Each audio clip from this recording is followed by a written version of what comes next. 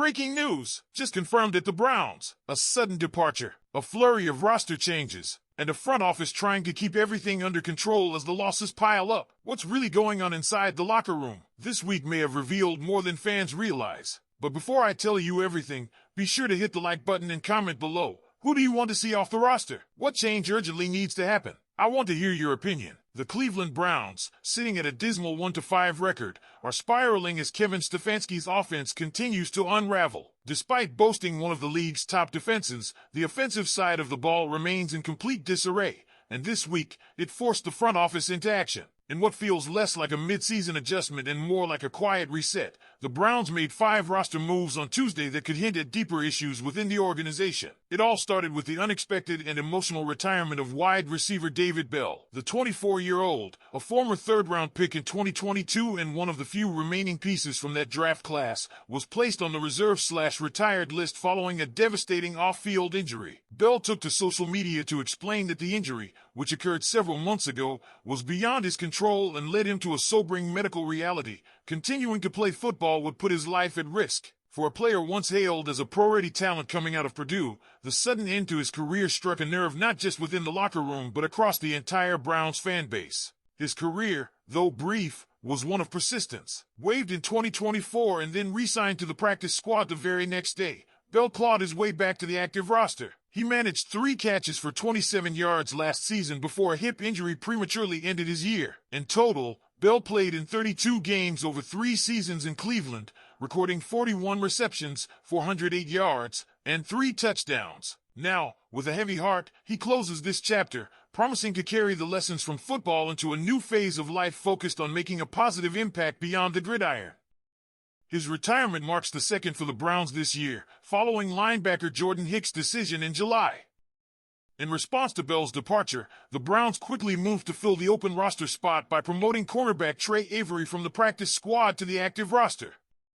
Avery, standing 5 feet 11 inches and weighing 185 pounds, is now on his 4th NFL team since 2024. Originally signed as an undrafted free agent by the Titans, Avery's NFL journey has been far from stable.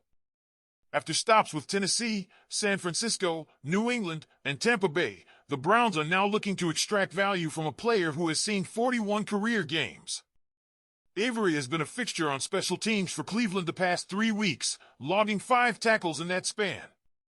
The Browns clearly see something in his versatility and experience, choosing to elevate him just days before a critical matchup against the Miami Dolphins. It's worth noting that his collegiate path was just as winding. A former Ohio State verbal commit, Avery played at Toledo and then Rutgers, where he amassed 52 tackles, 13 pass breakups, and 4 interceptions across 36 games. His NFL production hasn't matched those college numbers yet, but with the state of the Browns secondary, especially following the recent trade of Greg Newsome to Jacksonville, the opportunity is real. And Avery isn't the only new face. The Browns also added linebacker Eugene Asante and defensive tackle Simeon Barrow Jr. to the practice squad. Both were undrafted free agents in 2025, with Asante previously linked to the Miami Dolphins. Ironically, the team Cleveland faces this Sunday. Asante's addition could serve a dual purpose: depth for a linebacker room that's seen its fair share of hits, and a possible source of intel on Miami's schemes. Barrow's brief stint on the Falcons' practice squad lasted just a week, but the Browns are clearly intrigued enough to bring him in and see what he offers. Meanwhile, offensive tackle Joshua Miles was released from the practice squad, a move that on its own might not have raised eyebrows if it weren't for the broader context. Cleveland's offensive line has been battered this season. DeJuan Jones remains sidelined from an injury suffered against Green Bay. Jack Conklin exited the Pittsburgh game with a concussion, and newly acquired Cam Robinson also went down last Sunday. Combine that with aging veterans like Joel Bitonio, Wyatt Teller, and Ethan Posick, and the line's lack of youth and mobility becomes a glaring concern. Yet, despite these mounting issues, the team opted to subtract, not add, at the offensive line position this week. That decision feels particularly questionable after Sunday's loss in Pittsburgh, where the Browns fell 23-9. With rookie Dylan Gabriel under center and Joe Flacco, who was just traded to Cincinnati, no longer available, the offense has produced a combined 36 points over 3 consecutive losses. The line has surrendered 11 sacks in that stretch, exposing a quarterback group already lacking continuity and confidence. And still, no new offensive line help has arrived. Instead, the Browns front office appears to be betting on patchwork solutions and hoping for internal development to keep the season afloat. Just last week, the team parted ways with former first-round defensive back Greg Newsome II, trading him to the Jaguars in exchange for Tyson Campbell. Campbell, who started immediately against Pittsburgh, showed flashes with 5 tackles, 2 pass deflections, and a forced fumble. It's a promising start, but trading away a young corner like Newsome, especially during a season spiraling out of control, raises questions about the direction of this franchise. With these moves, it's becoming more apparent that the Browns aren't just adjusting, they're reshuffling in hopes of salvaging what's left of 2025. Whether this shakeup is a sign of desperation or a strategic attempt to spark something new remains to be seen. But one thing is clear, the Browns are searching for answers, and time is running out. What do you think about David Bell's sudden retirement and the ripple effects it's had on the Browns roster? The ripple effects of David Bell's retirement stretch far beyond just one open roster spot. It symbolized a deeper issue. The Browns are a team fraying at the edges. With a 1-5 record, mounting injuries, aging veterans, and major swings in personnel, the foundation that once looked stable is cracking. The move to elevate Trey Avery is a quick fix, but it also marks the team's 4th in-season roster transaction involving cornerbacks. That kind of turnover in the secondary is rare unless a team is dealing with injuries, underperformance, or both.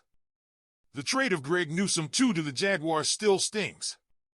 He was a high-upside defensive back and one of the more consistent performers in past seasons. Though Tyson Campbell showed promise against Pittsburgh, the front office's decision to move off of a homegrown player like Newsome speaks to their urgency and possibly confusion about how to right the ship. It's a classic case of a team trying to be proactive but lacking the clarity or stability needed to make it count. Offensively, things are even more grim.